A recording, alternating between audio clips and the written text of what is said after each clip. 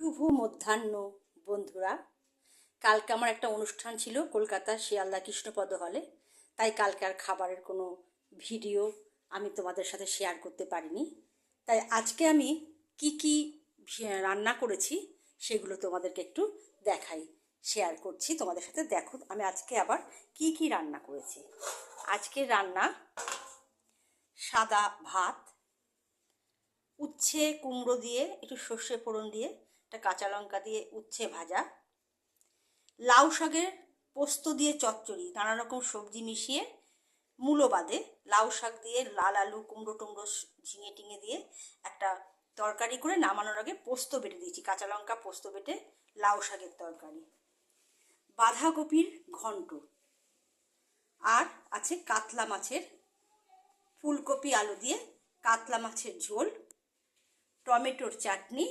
Tomato চাটনির মধ্যে জলপাই দিয়ে চাটনি করেছি আজকে, টমেটো আর জলপাই একসাথে মিশিয়ে করেছি। টমেটোর চাটনি, টক দই। আজকের আমার দুপুরের মেনু এইটুকুই। দেখো তোমরা, আমি রান্না শেষ করে